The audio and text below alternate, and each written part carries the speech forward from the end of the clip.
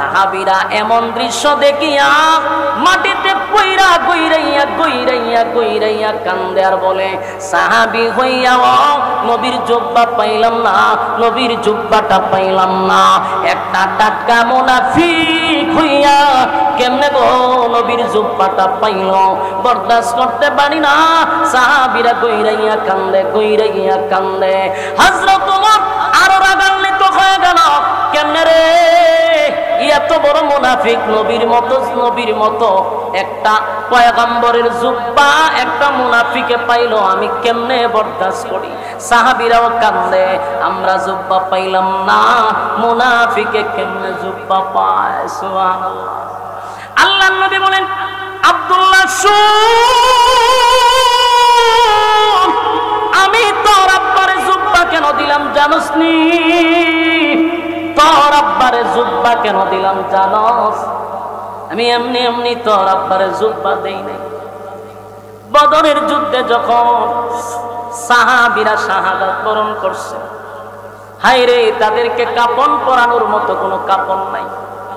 সাহাবীরা নিজের শরীরের জুব্বাগুলি খুলে সাহাবীদেরকে কাপন পরাইয়া দাফন করতেছে।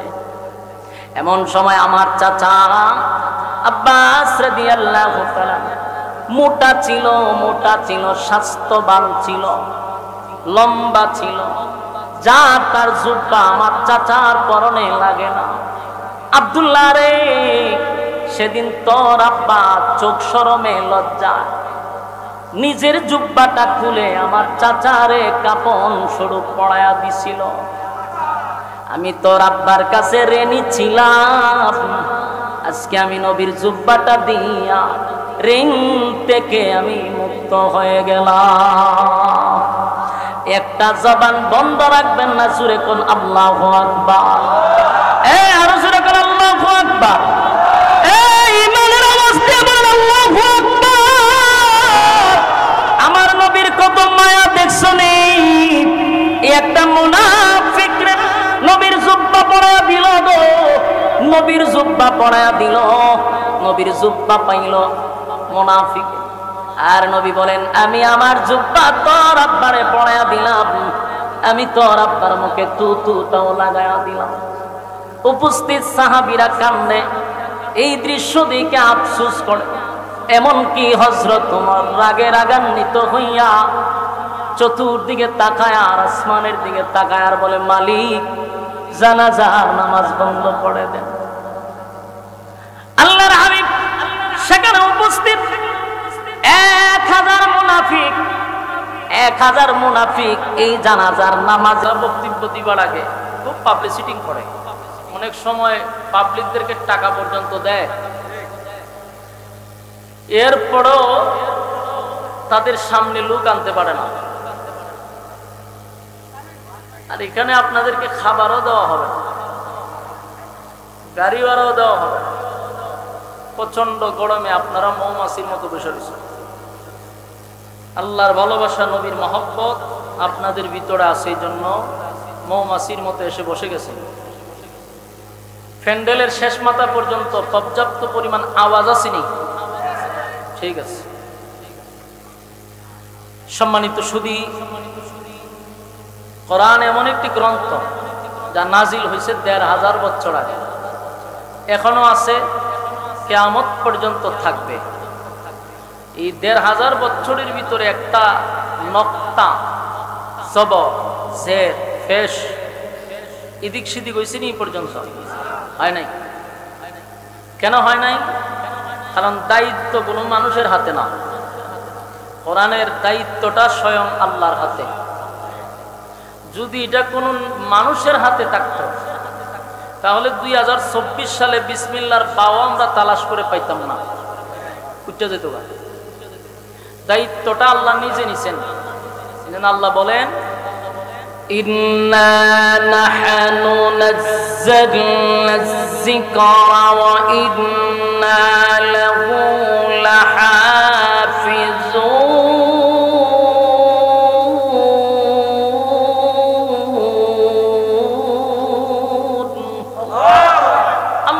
নাজিল করছি আমি, তার হেফাজতের দায়িত্ব নিছি আমি। সুবহানাল্লাহ। যদি কোনো প্রধানমন্ত্রীর এত দায়িত্ব থাকতো, কি বুঝে 24 সালে কোরআন পাইতেন আপনারা? পাইতেন না কেন?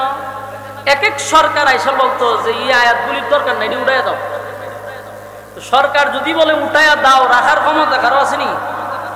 এই উঠাইয়া দাও করতে করতে 2024 সালে আমরা দেখলাম বিসমিল্লাহ লিখতে বা লাগে, বাও নাই, এটা উঠাই দিচ্ছে। এই জন্য আল্লাহ বলেন নাজিল করছি আমি, দায়িত্বটাও নিছি আমি। আল্লাহ দায়িত্ব নেওয়ার কারণে 1500 বছর আগে যেমন নাজিল ছিল কোরআন, এখনো আছে, একটা নক্তাও লড়ছে না। সুবহানাল্লাহ, সাধারণ কথা না। এজন্য কোরআন আমাদের জন্য হেদায়েত, কোরআন আমাদের জন্য একটা নূর। কোরআনের আইন অনুযায়ী চলা আমাদের জরুরি আছে না নাই? আমি আপনাদের সামনে মহাগ্রন্থ আল কোরআনের সূরা তাওবা 80 নম্বর আয়াত তেলাওয়াত করছি। এই 80 নম্বর আয়াতে আল্লাহ রাব্বুল আলামিন 1500 বছর আগে কি মেসেজ আমাদেরকে দিছে এটা আমাদের বোঝা দরকার। এবং ওই 1500 বছর আগের যে কথাগুলি কিয়ামত পর্যন্ত এটার হুকুম থাকবে, এই অনুযায়ী আমরা আমল করা দরকার। কোরআন এমন একটা গ্রন্থ, এটা বিশেষ কোনো প্রেক্ষাপটে নাজিল হয়েছে, কিন্তু তার হুকুমটা থাকবে কিয়ামত পর্যন্ত। আমার কথা যদি আপনারা বুঝুন তাহলে কিন্তু হা না বলবেন। এক্সাম্পল দিলে বুঝতে সুবিধা। পর্দার ব্যাপার আয়াত নাজিল হয়েছে কত সনে, কত বছর আগে? 1500 বছর আগে। এই পর্দার আয়াত নাজিল হয়েছে 1500 বছর আগে।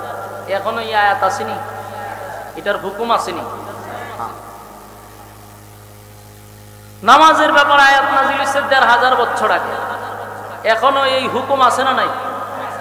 তার মানে নাজিল হয়েছে 1500 বছর আগে, কিন্তু হুকুম থাকবে কিয়ামত পর্যন্ত।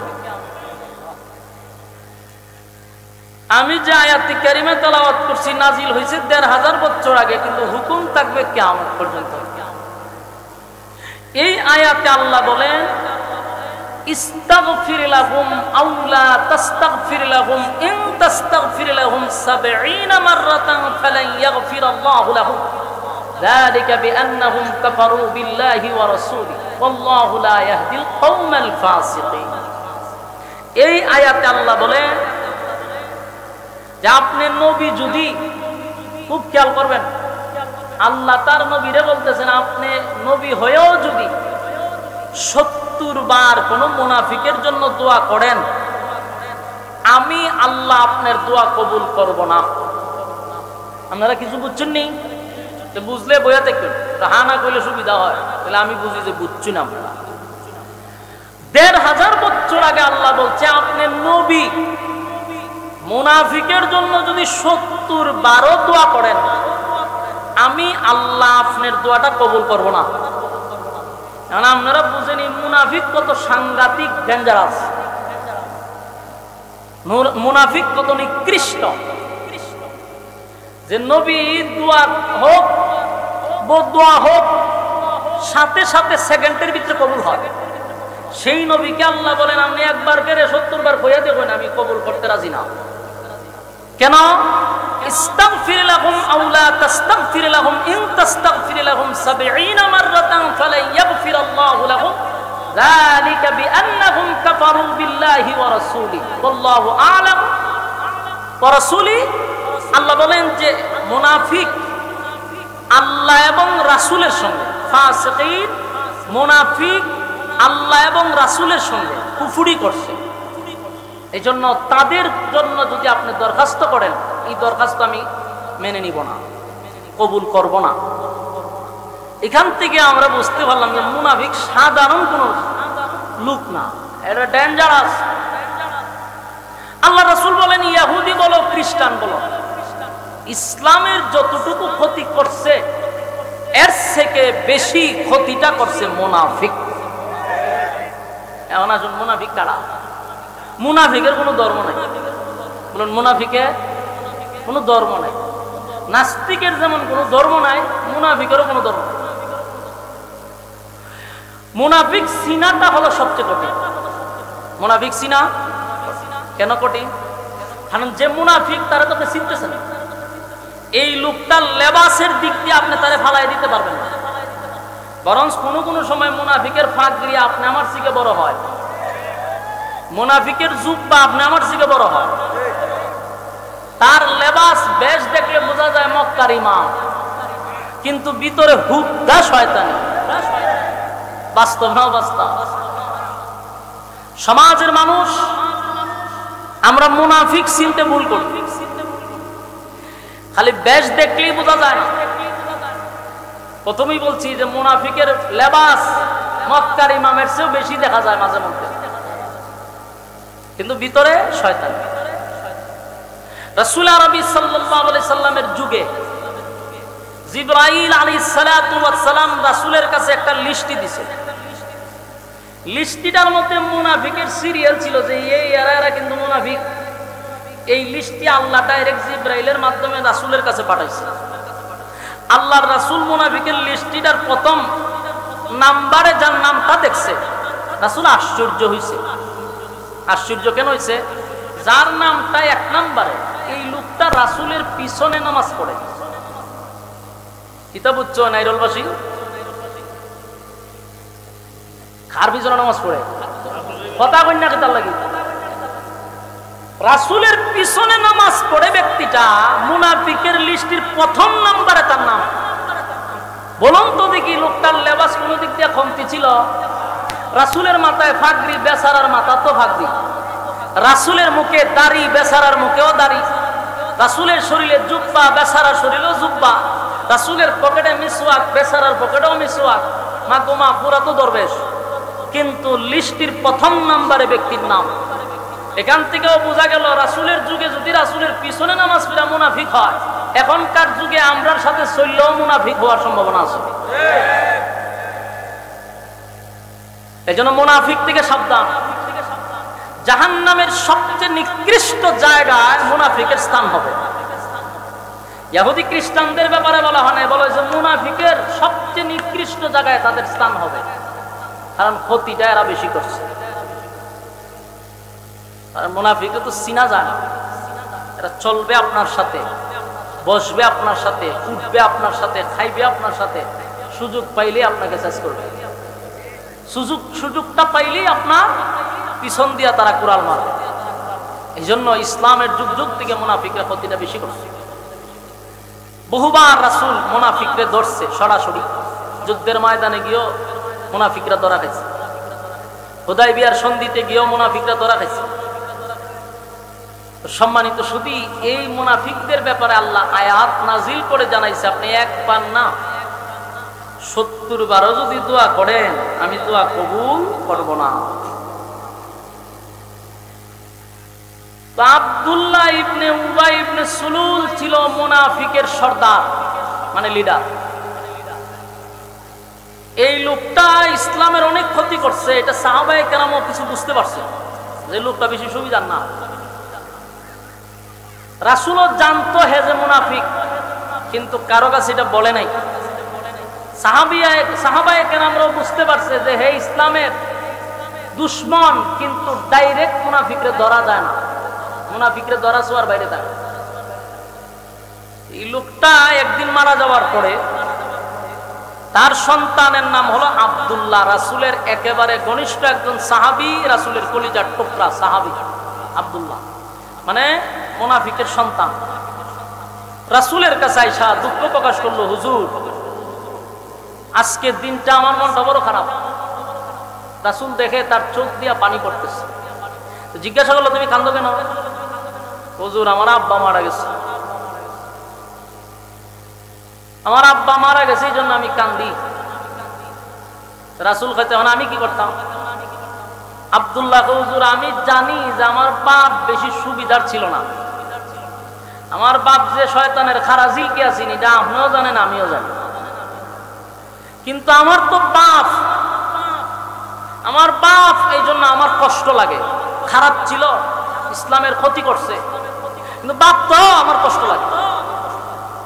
আল্লাহ রাসূল বলেন, আমার কাছে কেন আছে এটা কই? হুজুর আমার বাপ ইসলামের অনেক ক্ষতি করছে, আপনার ব্যাপারেও গভীর ষড়যন্ত্র করছে। আমি জানি আমার বাপ জাহান্নামে যাবে, কিন্তু আমার দিলটাও বলে, আমার মনটা বলে, আপনি নবী যদি আমার বাপের জানাজাটা ঘুরে দেন, তাহলে আপনি নবীর জানাজার বরকতে আব্বারে আল্লাহ মাফ করে দিতে পারে। কথা কি বুঝতেছেন? আর হলো মুনাফিকের ছেলের বক্তব্য যে আপনি নবী যদি জানাজা পড়ায় দেন, তাহলে আমার দিলটাই সাক্ষী দেয় আমার আব্বার আল্লাহ মাফ করে দিতে পারে। রাসূলের দেখেন দয়া মায়া কতটুকু। এজন্য আল্লাহ বলেন ওমা আরসালনাকা ইল্লা রাহমাতাল লিল আলামিন। আমি আমার রাসূলকে রহমত স্বরূপ পাঠাইছি, দয়া মায়ার কোনো অভাব নাই। এত শত্রুতামি করার পরেও আল্লাহর রাসূল বলল, শোনো, আমি জানাজা পড়াই দিলে যদি তোমার আব্বারে আল্লাহ মাফ করে দেয়, তা আমার অসুবিধা করবে। ঠিক আছে, আমি জানাজা পড়াই দিব। এই কথাটা বলতে দেরি হয়েছে, আব্দুল্লাহ একটা দৌড় মারতে দেরি করছে না, মানে জায়গা দাঁড়াইছে না।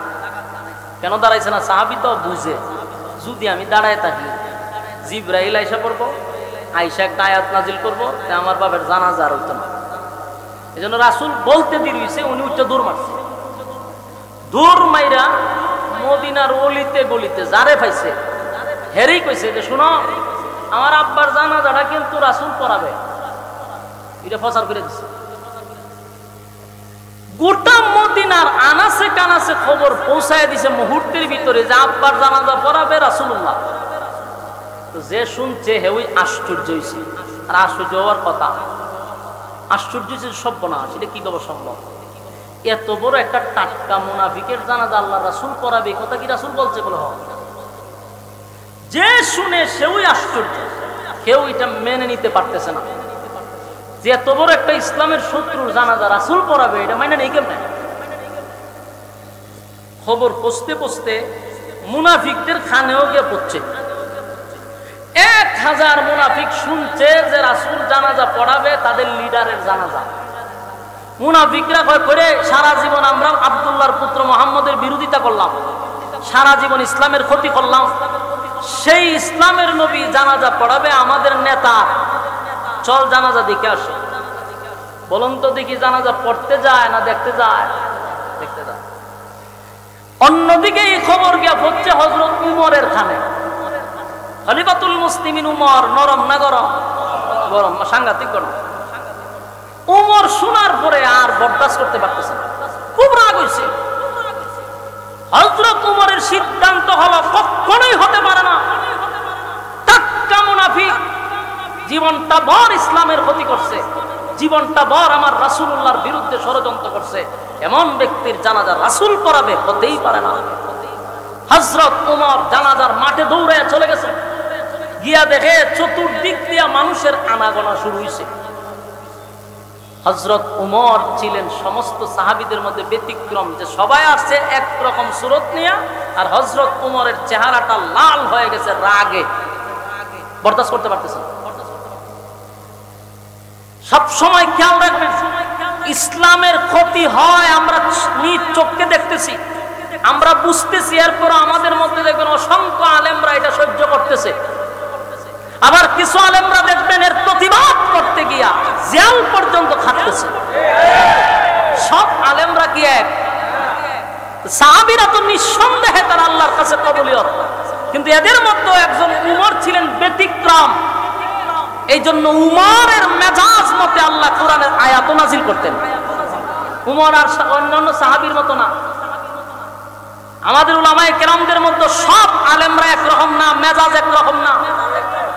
আমাদের সামনে গুনাহ হচ্ছে, আমাদের সামনে ইসলাম বিরোধী কাজ চলতেছে, এরপরে আমরা এগুলো সহ্য করতেছি, দেখার পরে আমরা কিছু বলতেছি না, বললে যদি আবার সাইড দেওয়ালের ভিতরে যেমন লাগে। আবার কিছু আলেমরা তাদের এমন হুঙ্কারে প্রতিবাদ করতে গিয়া বছরের পর বছর দোষ ছাড়া নির্দোষ 3 বছর 4 বছর কারাবন্দী হয়ে থাকতে হয়।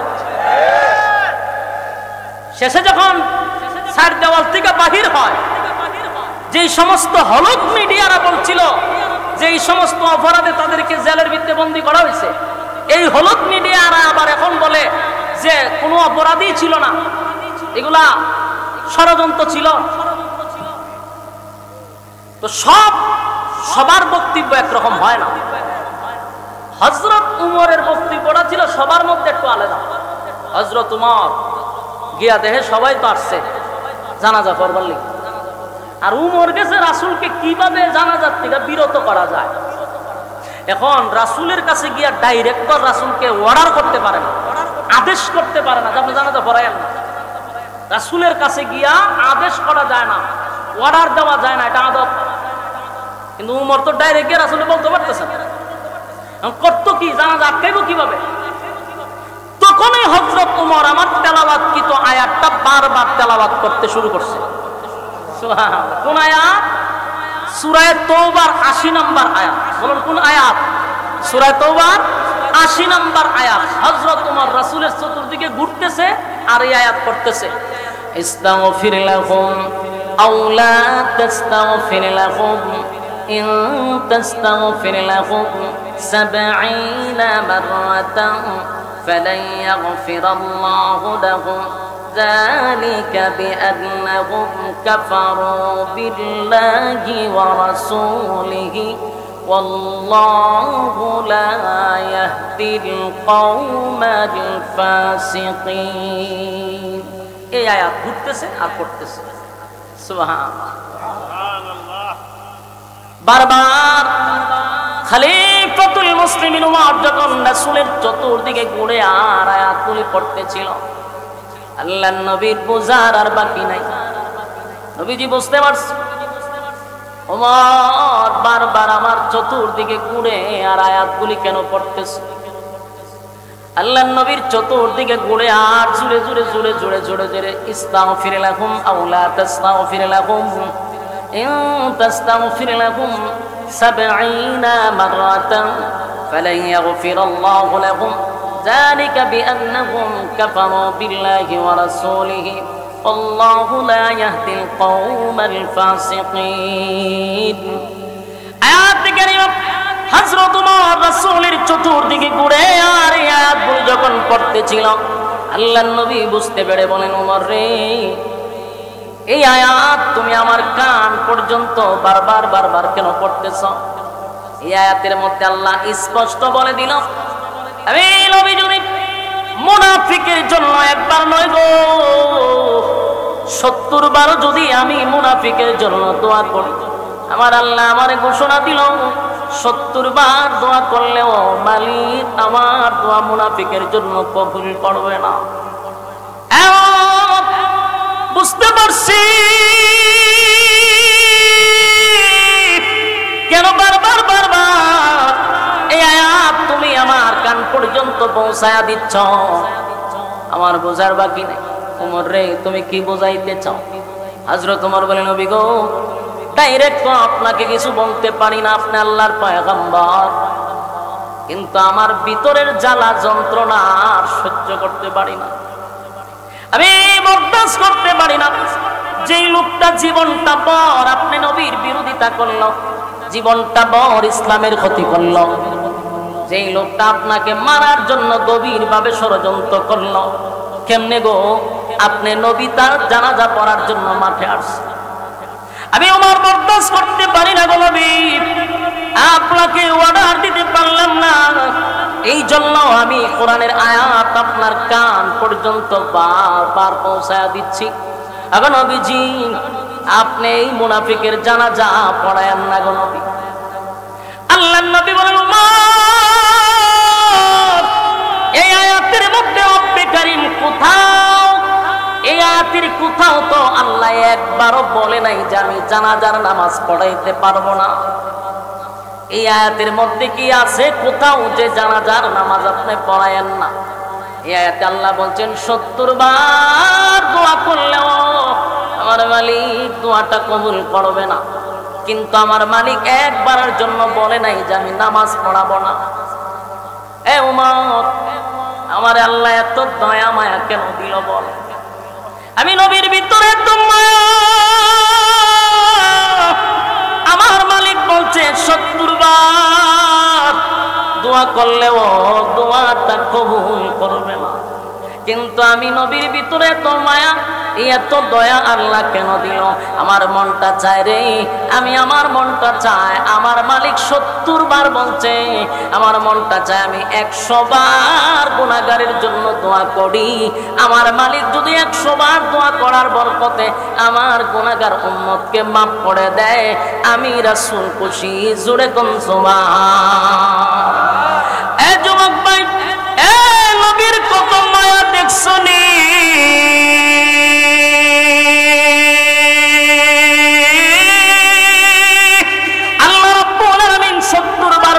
দোয়া করলে কবুল হবে না। পয়গম্বর বলে আমার মনটা চায় 70 বার নয় গো, আমার মালিক যদি 100 বার দোয়া করলে কবুল করে, আমি রাসূল আমার উম্মতের জন্য 100 বার দোয়া করতে রাজি।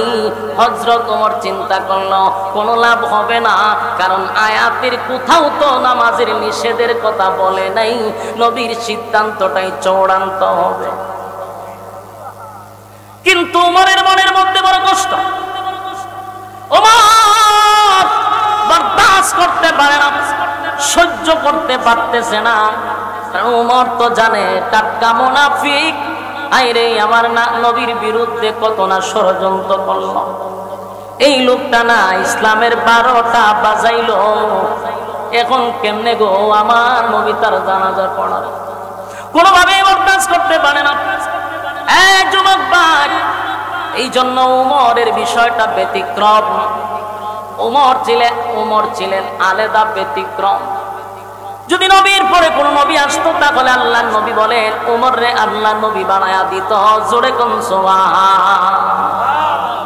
মেজাজ ছিল মারাত্মক। ইসলামের ব্যাপারে যদি কেউ কটূক্তি করে হযরত ওমর এটা বরদাস্ত করতে পারত না। যুবক ভাই, হযরত ওমর বরদাস্ত করতে পারল না। নবীর সিদ্ধান্ত হলো জানাজা পড়াবে। কিন্তু হযরত ওমর নবীরে আয়াত শুনাইলো বটে, কিন্তু নবী বলল ওমর রে আয়াতের কোথাও তো নামাজের কথা নিষেধ নাই। হযরত ওমর দাঁড়ায় আছে, মনটা বেশি ভালো না, আসমানের দিকে বারবার তাকায়।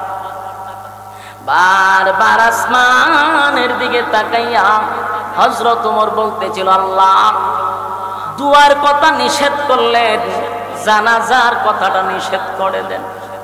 আল্লাহ জিবরাইল পাঠাইয়া আয়াত নাজিল করে এই মুনাফিকের জানাজা বন্ধ করে দেন। আমি ওমর এটা বরদাস্ত করতে পারি না। যুবক ভাই, ইসলামের জন্য কত মায়া, ইসলামের জন্য হযরত ওমরের কত মায়া। ওমর ছিল বড় মারাত্মক। ওমরের হুঙ্কার ইসলামের জন্য বড় নিয়ামত ছিল। যেই দিন হযরত ওমর কালেমাটা গ্রহণ করল, সেদিনই হযরত ওমর নবীকে বললেন নবী গো আমার একটা বক্তব্যের জন্য দেন, আমি 1 মিনিট একটা বক্তব্য দিব। আল্লাহর নবী বলেন কি বক্তব্য দিবা? বলে দেন আমার অনুমতি। নবী তারে অনুমতি দিল। হযরত ওমর দাঁড়াইয়া মক্কার মধ্যে দাঁড়াইয়া বলতে লাগলো মক্কার লোকেরা কে আসো আমার সামনে আসো, যার স্ত্রী বিধবা করতে চাও আমি উমরের তরবারির নিচে আসো, যার সন্তানগুলি এতিম করতে চাও আমি উমরের তরবারির নিচে আসো। আজকের থেকে আমি ঘোষণা দিলাম লা ইলাহা ইল্লাল্লাহু মুহাম্মাদুর রাসূলুল্লাহ সাল্লাল্লাহু আলাইহি ওয়াসাল্লাম। আবু জাহিল্লা বক্তব্য শুননা ঘর থেকে বাইরেছে। কেডায় রে? ওই কেডারে তোমার বক্তব্য দেয়? ঘর থেকে বাকির হইয়া যখন দেখে হযরত ওমর তরবারি হাতে লইয়া বক্তব্য দেয়, আবু জাহিল্লা আবার দৌড় মাইরা ঘরে গিয়া দরজা লাগাই দিছে। ওই সর্বনাশ সর্বনাশ, ওমরের তরবারির সামনে গেলে আমার সন্তান এতিম হবে। সেই ওমর অন্যায়টা পছন্দ করে না। হযরত ওমর আসমানের দিকে তাকায় আর বলে মালিক আপনি আয়াতটা নাজিল। প্রশ্ন আসতেছে এই ঘটনার থেকে বুঝার আছে শিকার আছে। জীবনের সবচেয়ে বড় গুরুত্বপূর্ণ কথা মনোযোগ দিয়া শুনেন। নবীজির মুখের টুতুর দাম আছে না নাই? নবীর মুখের তোতো লাগায়া দিল আব্দুল্লাহ ইবনে উবাই ইবনে সুলুল মুনাফিকের মুখে লাগায়া বলেন আল্লাহ যেন তুতুর বরকতে মাফ করে দেয়। সমস্ত সাহাবীরা অবাক হয়ে গেল। হযরত ওমর বরদাস্ত করতে পারতেছে না, নবীর যত মায়াই দেখা ওমর কিন্তু খুশি না, ওমরের রাগে লাল হয়। কিছুক্ষণ পরে আল্লাহর হাবিব নিজের জুব্বাটা খুলছে, কইলা মুনাফিকরে কাপন স্বরূপ পড়ায়া দিছে। সুবহানাল্লাহ। বাড়ি গিয়া এ যুবক ভাই, এ নবীর জুব্বার কত দাম, কত দাম, কত দাম, কত দাম। নবীর জুব্বা সাধারণ নয় গো, নবীর জুব্বাটা সাধারণ নয়। সাহাবীরা এমন দৃশ্য দেখিয়া মাটিতে পইরা গইরাইয়া গইরাইয়া গইরাইয়া কান্দে আর বলে সাহাবী হইয়াও নবীর জুব্বা পাইলাম না, নবীর জুব্বাটা পাইলাম না। একটা টাটকা মুনাফিক হইয়া কেমনে গো নবীর জুব্বাটা পাইল, বরদাস্ত করতে পারি না। সাহাবীরা গইরাইয়া কান্দে, গইরাইয়া কান্দে। হযরত ওমর আরো রাগান্বিত হয়ে গেল, কেমনে রে এত বড় মুনাফিক, নবীর মতো একটা পয়গম্বরের জুব্বা একটা মুনাফিকে পাইলো, আমি কেমনে বরদাস্ত করি। সাহাবীরাও কান্দে, আমরা জুব্বা পাইলাম না, মুনাফিকে কেমনে জুব্বা পায়। সুবহানাল্লাহ। আল্লাহর নবী বলেন আব্দুল্লাহ শুন, আমি তোর আব্বারে জুব্বা কেন দিলাম জানোস নি? তোর আব্বারে জুব্বা কেন দিলাম জানোস? আমি এমনি এমনি তোর আব্বারে জুব্বা দেই নাই। বদরের যুদ্ধে যখন সাহাবীরা শাহাদাত বরণ করছে, হায় রে তাদেরকে কাপন পরানোর মতো কোনো কাপন নাই। সাহাবীরা নিজের শরীরের জুব্বাগুলি খুলে খুলে সাহাবীদেরকে কাপন পরাইয়া দাফন করতেছে। এমন সময় আমার চাচা আব্বাস রাদিয়াল্লাহু তাআলা মোটা ছিল, স্বাস্থ্যবান ছিল, লম্বা ছিল, যা তার জুব্বা আমার চাচার পরনে লাগে না। আব্দুল্লাহ রে, সেদিন তোর আব্বা চোখ শরমে লজ্জা নিজের জুব্বাটা খুলে আমার চাচারে কাপন স্বরূপ পড়ায়া দিছিল। আমি তোর আব্বার কাছে ঋণী ছিলাম, আজকে আমি নবীর জুব্বাটা দিয়া ঋণ থেকে আমি মুক্ত হয়ে গেলাম। একটা জবান বন্ধ রাখবেন না, জোরে কোন আল্লাহু আকবার। আরো জোরে কোন আল্লাহু আকবার। ঈমানের অবস্থা বলেন আল্লাহু আকবার। আমার নবীর কত মায়া দেখছো নি? একটা মুনাফিক নবীর জুব্বা পরায়া দিল গো, নবীর জুব্বা পরায়া দিল, নবীর জুব্বা পাইল মুনাফিক। আর নবী বলেন আমি আমার জুব্বা তোর আব্বারে পরায়া দিলাম, আমি তোর আব্বার মুখে তুতাও লাগায়া দিলাম। উপস্থিত সাহাবীরা কান্দে, এই দৃশ্য দেখে আফসোস করে। এমনকি হযরত ওমর রাগে রাগান্বিত হইয়া চতুর্দিকে তাকায় আর আসমানের দিকে তাকায় আর বলে মালিক জানাজার নামাজ বন্ধ করে দেন। আল্লাহর হাবিব সেখানে উপস্থিত 1000 মুনাফিক এই জানাজার নামাজে উপস্থিত হইছে। জানাজা পড়ার জন্য নয় গো, জানাজা দেখার জন্য আসছে। কথা কি বুঝতেছেন? জানাজা দেখার জন্য আসছে। কেন? যেই লোকটার বিরোধিতা জীবনটা বর আমাদের নেতায় করল, যেই লোকটার বিরোধিতা জীবন বর আমাদের নেতায় করে গেল, সেই নেতার জানাজা আব্দুল্লাহর পুত্র মোহাম্মদ কেমনে পড়াবে, এই দৃশ্যটা দেখার জন্য আব্দুল্লাহ ইবনে উবাই ইবনে সুলুলের যতগুলা কর্মী ছিল সব জানাজার ময়দানে আসছে জানাজার নামাজটা দেখার জন্য। 1000 মুনাফিক এই দৃশ্যটা দেখে চোখ দিয়ে পানি ছাড়ে আর বলে কার বিরুদ্ধে এতদিন আমরা অবস্থান নিলাম, কার বিরোধিতা করলাম রে, কারে মারার জন্য ষড়যন্ত্র করলাম। যেই লোকটার বিরোধিতা আমরা করলাম জীবনটা বড়, আমাদের লিডারের নেতৃত্বে আমরা তার বিরোধিতা করলাম, এত বড় দুশ্মনের প্রতি যদি তার এত মায়া হয়, মহব্বত হয়, দুশ্মনের প্রতি যদি এত ভালোবাসা হয় রে, তাহলে এই লোকটার বন্ধুর জন্য কত মায়া। 1000 মুনাফিক বলে দুশ্মনের প্রতি আব্দুল্লাহর পুত্র মুহাম্মদের কত মায়া। দুশ্মনের প্রতি যদি এত মায়া হয়, তার বন্ধু যদি হয়ে যাই, বলো না কতটা মায়া মহব্বত করবে। যার বিরোধিতা করলো তার মুখে তুতু লাগা দে রে, নিজের জামাটা খুলে তারে কাপন পরায়া দে। এই লোকের বিরোধিতাটা জীবন ভর করলাম। 1000 মুনাফিক আসছিল জানাজা দেখার জন্য। 1000 মুনাফিক দৌড়াইয়া রাসূলের কাছে গেল, গিয়া বলে, গো নবীজি, অন্যায় করে ফেলেছি, অপরাধ করে ফেলেছি, জীবনটা বড়, আপনি নবীর বিরোধিতা করলাম, আপনাকে মারার জন্য ষড়যন্ত্র করলাম। এর নেতৃত্ব দিছে যে মারা গেল আব্দুল্লাহ ইবনে উবাই ইবনে সুলুল, আমাদের নেতা আজকে মারা গেছে।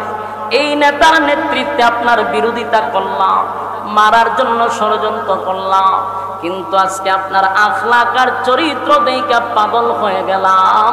এমন ভালো মানুষ কোনোদিন মানুষের ক্ষতি করতে পারে না। আপনি আল্লাহর পয়গম্বর, এর মধ্যে কোনো সন্দেহ নাই। আজকে আমরা বুঝতে পারছি, তাই আর ভুলে থাকতে চাই না। পড়ায়া দেন লা ইলাহা ইল্লাল্লাহু মুহাম্মাদুর রাসূলুল্লাহ সাল্লাল্লাহু আলাইহি ওয়াসাল্লাম। যুবক বাপ, একজন মুনাফিক মারা গেল, একজন মুনাফিক মারা গেল। বলো না কত হাজার মুনাফিক কালেমা পড়ল। আরো জুড়ে আপনারা কি বিরক্ত লাগতেছে? আওয়াজে বোঝা যায় কি বিরক্ত আমার প্রতি। সেটা দিতাম। যুবক বাপ, কথাগুলি দিলের কান লাগা শুনেন। মারা গেল একটা মুনাফিক, কিন্তু কালেমা তো পড়লো 1000 মুনাফিক। সুবহানাল্লাহ। বলুন তো কিসের কারণে? নবীজির আখলাক দেখা। সুবহানাল্লাহ। কথা বল না, নবীর কি দেখা? আজিম ছিল চরিত্র। কি ছিল? আজিম চরিত্র। ওয়া ইন্নাকা লাআলা খুলুকিন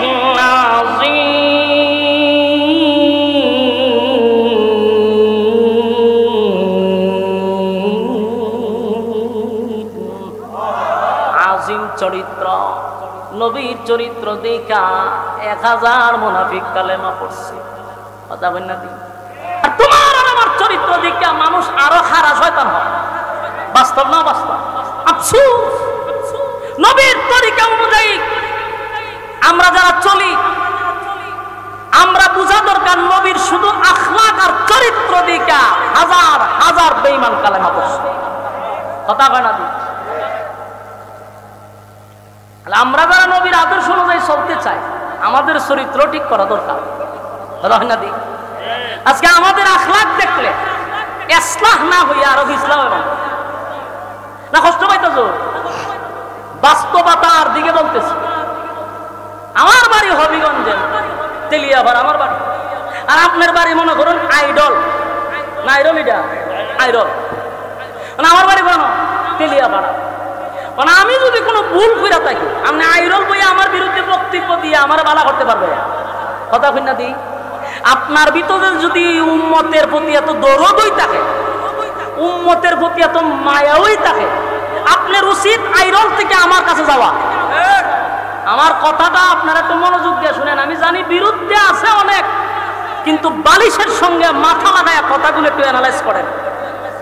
আপনার যদি উম্মতের প্রতি মায়া মহব্বত থাকে, তাহলে আইরল না তাইকে আপনি যাইবেন তেল্লাবাড়া গিয়ে আমারে বুঝাইবেন যে আমি ভাই উম্মতের দরদি, আপনারা আমি ইসলাহ করতে আসছি। কিন্তু আপনার বাড়ি আইরল, আমার 14 গোষ্ঠী আপনি কেন বই উদ্ধার করতেছেন?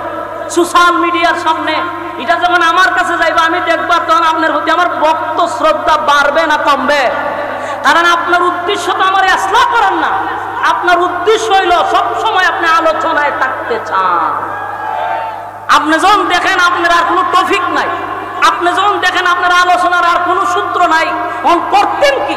একটা না একটা কথা বললে তো আপনি ট্রেন্ডিং এ থাকতেইব।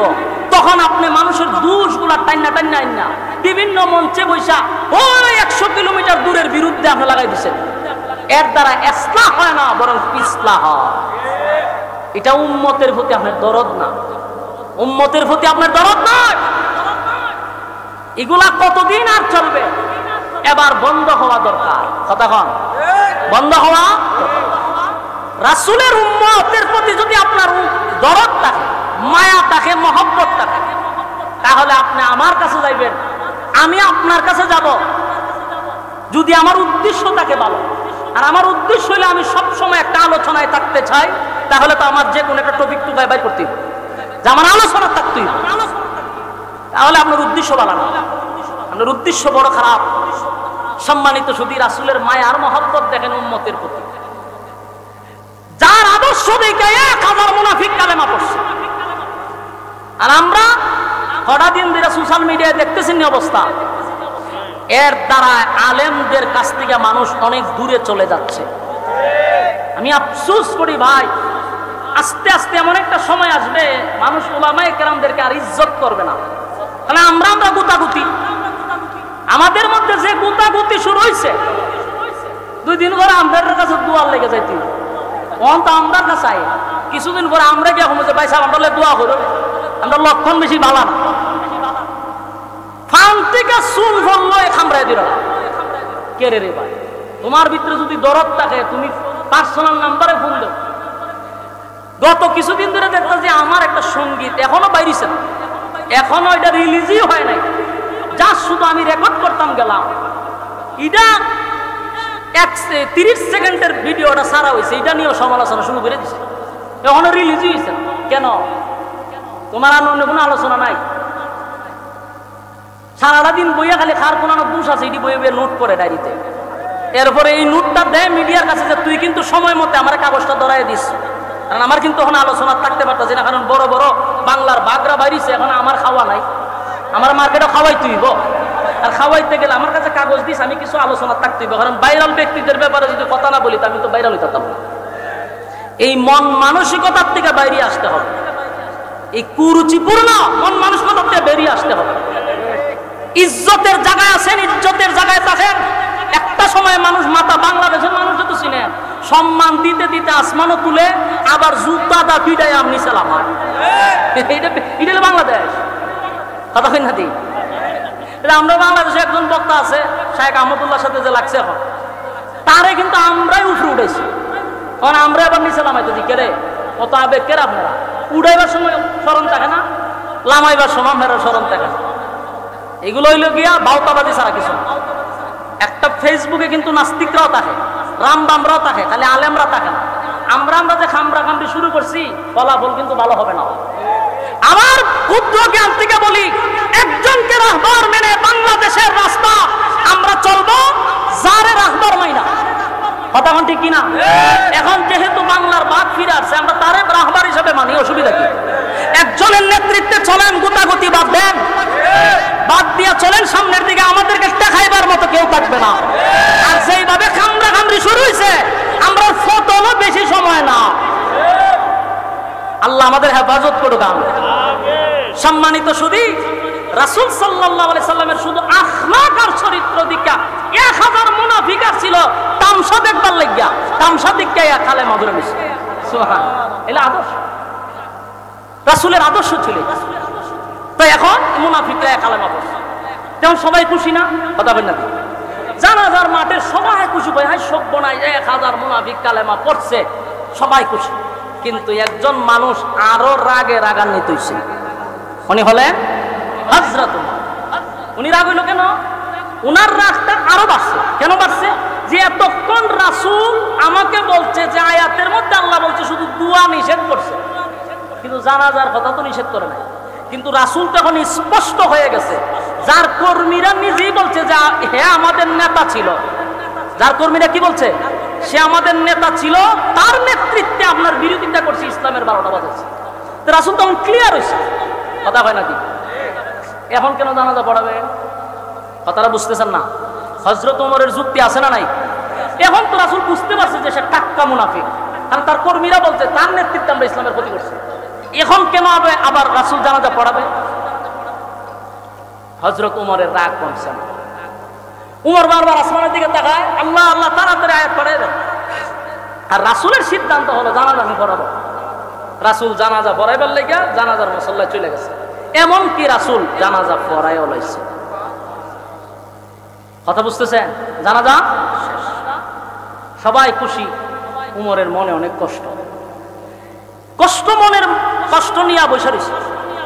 কিছুক্ষণ পরে রাসূল হযরত উমর তাকায়া দেখে আল্লাহর রাসূল জানাজা শেষ হয়েছে, ভালো কথা, এখন লাশের পিছনে পিছনে রাসূল হাইটা কবরস্থানে যাইতেছে। এটা দেখতে উমরের মেজাজ আরো গরম হইছে। উমরের কত হলো জানাজা আপনি পড়াইছেন তো শেষ, এখন আবার গুরুস্থানে যান কেন? নিশ্চয়ই আপনি এর জন্য দোয়া করবেন। তাহলে এই আয়াত তো কেন আছে, ইস্তাগফির লাহুম আও লা তাস্তাগফির লাহুম ইন তাস্তাগফির লাহুম 70 মাররাতান ফালান ইয়াগফিরাল্লাহু লাহুম যালিকা বিআন্নাহুম কাফারু বিল্লাহি ওয়া রাসূলিহি ওয়াল্লাহু আ'লাম। এই ওয়া রাসূলি এখান পর্যন্ত আল্লাহ বলছেন যে আপনি নবী যদি ইস্তাগফির লাহুম আও লা তাস্তাগফির লাহুম, আপনি নবী যদি 70 বারের দোয়া করেন, আমি মুনাফিকের জন্য দোয়া কবুল করব। তাহলে এখন উমরের কথা হলো দোয়ার কথা না, আপনি বলছেন যে দোয়ার কথা আছে, নামাজের কথা নাই। কবরস্থানে যেহেতু আপনি যাইতেছেন, তাহলে নিশ্চয়ই আপনি দোয়া করবেন, কথা হয় না? হযরত উমর এখন আরো রাগ হচ্ছে, রাগ হইয়া এখন তো উমর লাল হয়ে বারবার বলছে আল্লাহ আপনি আয়াত নাযিল করে আগে রাসূলকে জানাই দিয়েছেন, দোয়া করলে কবুল হবে না। রাসূল তো এখন কবরস্থানে গেছেন, দোয়া করবে। হযরত উমর পেরেশান। রাসূল সাল্লাল্লাহু আলাইহি সাল্লাম যখন মুনাফিকের দাফন কাফন হইল, এবার রাসূল 2 হাত উত্তোলন করবে মুনাফিকের জন্য দোয়া করার জন্য। এমনি জিবরাইল আয়া হাজির, সুবহানাল্লাহ। আর হুজুর এখন জিবরাইল আয়া হাজির হয়। জিবরাইল বলেন আগে নবীজি দোয়াটা করেন, পরে আগে শুনেন আয়াত নাজিল হয়ে গেছে, সুবহানাল্লাহ। আপনি দোয়া করবেন না, আপনার উমরের সিদ্ধান্তটাকে আল্লাহ পছন্দ করছে। কার সিদ্ধান্ত? উমরের সিদ্ধান্ত আল্লাহ পছন্দ করছে। উমরের মেজাজ মতে আল্লাহ কোরআনের আয়াত নাযিল করছে। সুবহানাল্লাহ। এজন্য উমরকে বলা হয় মেজাজে ওহী, সুবহানাল্লাহ। যার মর্জি মেজাজ মতো কোরআনে প্রায় 21 জায়গায় আল্লাহ আয়াত নাযিল করছে। কি বুঝলেন?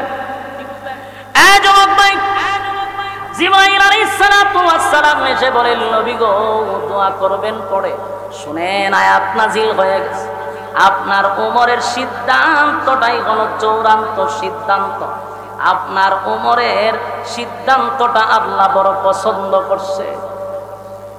আগে নবীজি আয়াত কারিমা নাযিল করে আল্লাহ জানায়া দেয় ওয়ালা তুসাল্লি আলা আহাদিম মিনহুম মাতা আবাদা ওয়ালা তাকুম আলা কবরি। এখান পর্যন্ত আল্লাহ বলেন ওয়ালা তুসাল্লি আলা আহাদিম মিনহুম মাতা আবাদা ওয়ালা তাকুম আলা কবরি। নেক্সট টাইমে, পরবর্তীতে, ভবিষ্যতে আপনি আর কোন মুনাফিকের জানাজা পড়বেন না। এই মিয়া কিছু বুঝছেন না আপনারা? কিতাব বুঝছো? আয়াত উমরের মেজাজ মতো হইছে নি? কথা কই না দি? উমর কি চাইছিল? জানাজা নামাজ আল্লাহ বন্ধ করে দেন। আপনি বন্ধ করছেন? আল্লাহ কই ওয়ালা তুসাল্লি আলা আহাদিম মিনহুম মাতা আবাদা ওয়ালা তাকুম আলা কবরি। আপনি নেক্সট টাইমে মানে ভবিষ্যতে আর কোন মুনাফিকের জানাজা আপনি পড়াবেন না। এরপর এখানেই শেষ না, ওয়ালা তুসাল্লি আলা আহাদিম মিনহুম মাতা আবাদা ওয়ালা তাকুম আলা কবরি। এরপর আল্লাহ বলেন কবরের সামনে দাঁড়াইয়া মুনাজাত করবেন। কথা কই না দি? উমরের মেজাজ মতো হইছে নি? উমর চাইছিল কি? আল্লাহ দিছে কি? উমর যা চাইছিল আল্লাহ এই অনুযায়ী আয়াত নাযিল করছে। আল্লাহ বলেন ওয়ালা তুসাল্লি আলা আহাদিন মিনকুম মাতা আবাদান ওয়ালা তাকুম আলা কবরি। নবী গো, ভবিষ্যতে আপনার কোনোদিন মুনাফিকের জানাজা পড়বেন না, এমন কি মুনাফিকের কবরের সামনে দাঁড়াইয়া আপনি নবী দোয়া করবেন না। তাহলে আয়াত নাজিল করে দিল, আল্লাহ নামাজ নিষেধ করে দিল। এখন এর সময় যেহেতু কম, একবারে টাইম শেষ, এখন সংক্ষিপ্ত আকারে একটু বোঝানোর দরকার। আয়াত তো নাজিল হয়ে গেল, কিন্তু প্রশ্ন একটা থেকেই গেল, আয়াতটা যে নাজিল হয়েছে এটা কিন্তু মুনাফিকের জানাজা পড়ার পরে নাজিল হয়েছে। কথা হয় না দি? এই আয়াতটা যদি জানাজার আগে নাজিল হইতো তাহলে মুনাফিকের জানাজা আর পড়ানো হতো না। কথা হয় না দি? কিন্তু আয়াতটা কখন নাজিল হলো? মুনাফিকের জানাজা কমপ্লিট হয়ে গেল, আল্লাহ রাব্বুল আলামিন তখন আয়াতটাও নাজিল করলো। একটা প্রশ্ন থেকে যায়, কেন রে এই আয়াতটা আল্লাহ আগে নাজিল করলো না, আয়াতটা কেন পরে নাজিল করলো? এখানে প্রশ্ন। কথা কোন ঠিক? এই প্রশ্নের জবাব মুফাসসিরিনে কেরাম উল্লেখ করেছেন যে কেন আল্লাহ পরে নাজিল করলেন, আগে কেন নাজিল করলেন না। তার এক নাম্বার কারণ হলো আল্লাহর নবীর কথার বড় দাম, বড় দাম। সুবহানাল্লাহ। এই যুবক বালক, যেই সময় আব্দুল্লাহ ইবনে উবাই ইবনে সুলুল মারা গেল, আব্দুল্লাহ ইবনে উবাই ইবনে সুলুলের ছেলে যখন নবীর কাছে গিয়া বলছে, নবী গো, আমার আব্বা মারা গেছে, আপনি নবী যদি জানাজা পড়ায়া দেন তাহলে আমার দিলটা সাক্ষী দেয় আমার আব্বারে আমার আল্লাহ মাফ করে দিবে। কথা কোন ঠিক? এই আদাসিনী রাসূল কি বলছে? আমি জানাজা পড়ায়া দিলে যদি তোমার আব্বারে আমার আল্লাহ মাফ করে দেয় তাহলে আমি জানাজা পড়ায়া দিব। কথা কও, জানাজা পড়ায়া দিব। এই যে রাসূল বলছে জানাজা পড়ায়া দিব, এবং আব্দুল্লাহ করছে কি, পুরা মদিনায় এটা ভাইরাল করে দিয়েছে যে আমার বাপের জানাজা রাসূল পড়া। তাহলে সবাই শুনছে, রাসূলও বলছে। এখন মানুষ আসছে জানাজা পড়ার জন্য, এই মুহূর্তে যদি আয়াত নাজিল করে আল্লাহ জানাজাটা বন্ধ করে দেয়, নবীর কথার ওজন থাকে না। কথা কি বুঝতেছেন?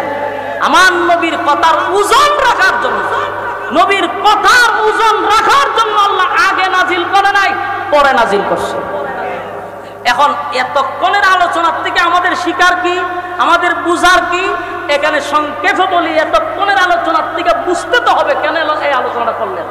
এর এক নম্বর কথা হলো, নবী যেই জায়গায় মুনাফিকের মুখে তুতু লাগাইয়া দিল, নবী যেখানে তার জুব্বা খুলে কাফন পরাইয়া দিল, এরপরও কি লোকটা জান্নাতে যাইতে পারছে?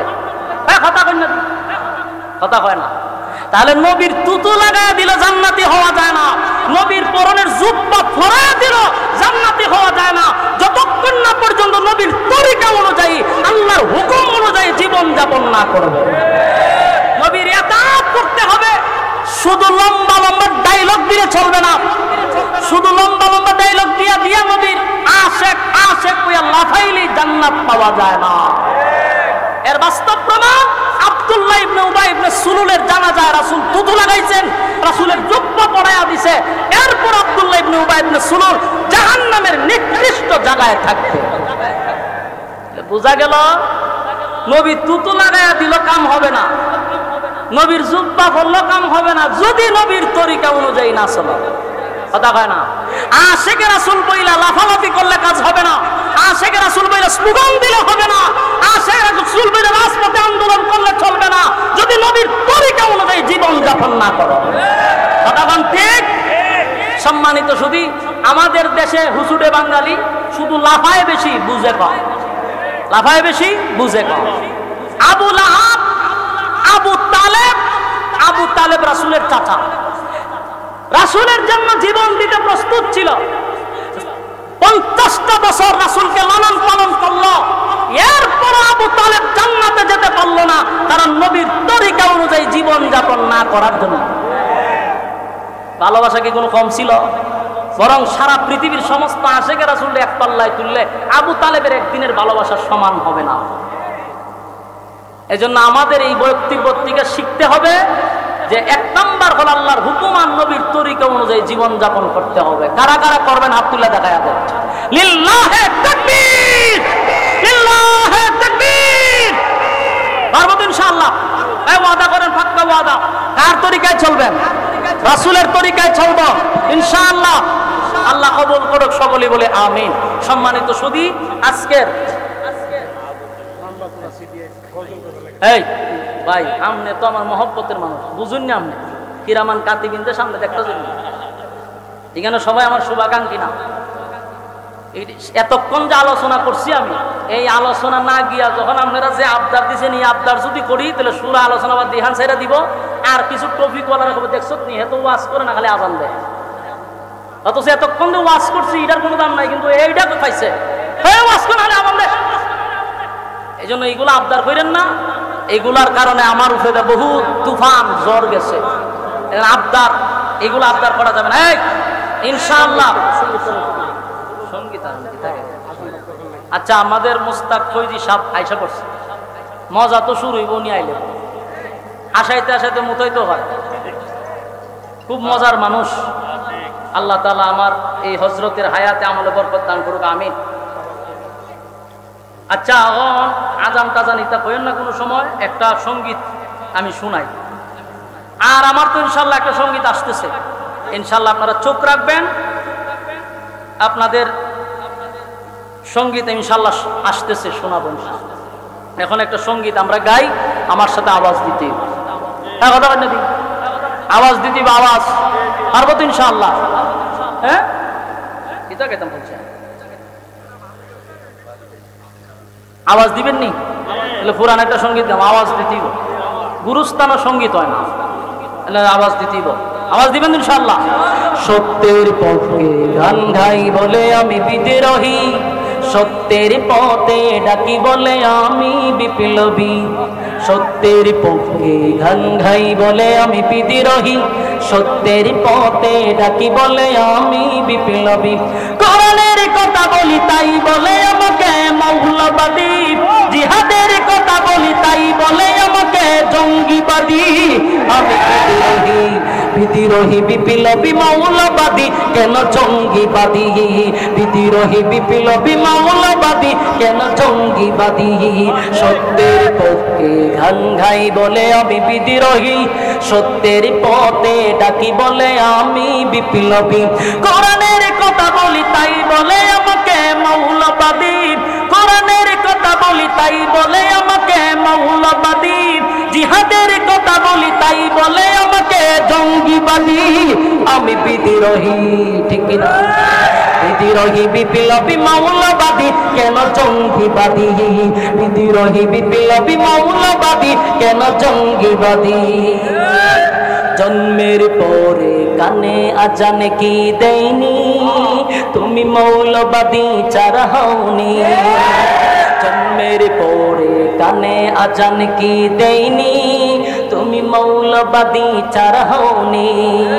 তবে মরণের পরে জানাজা পড়াবে, তবে মরণের পরে জানাজা পড়াবে, তখন কোথায় পালিয়ে যাবি? বিদ্রোহী বিদ্রোহী বিপ্লবী মৌলবাদী, কেন জঙ্গিবাদী? বিদ্রোহী বিপ্লবী মৌলবাদী, কেন জঙ্গিবাদী? কি মনে করে ওই হলমান, দাড়ি টুপি দেখলেই তালেবান? কি মনে করে ওই হলমান, দাড়ি টুপি দেখলেই তালেবান? তবে সিংহের চেয়েও বেশি ভয় পায়, তবে সিংহের চেয়েও বেশি ভয় পায় মাথায় পাগড়ি দেখে যদি বিদ্রোহী।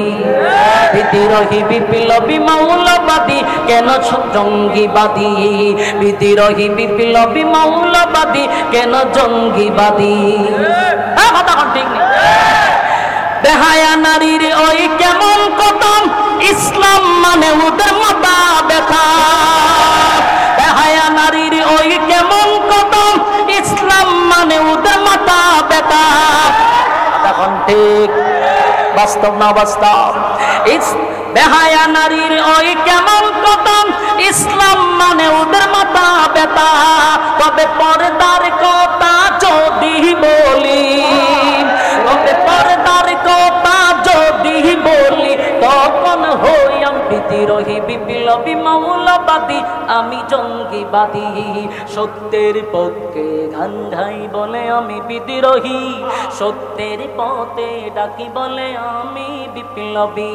কোরআনের কথা বলি তাই বলে আমাকে মৌলবাদী, জিহাদের কথা বলি তাই বলে আমাকে জঙ্গিবাদী।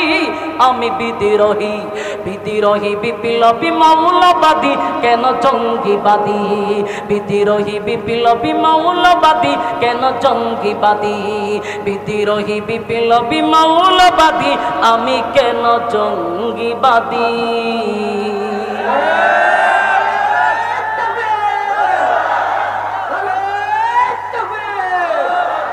আল্লাহ সবাইকে কবুল করুক, আমিন।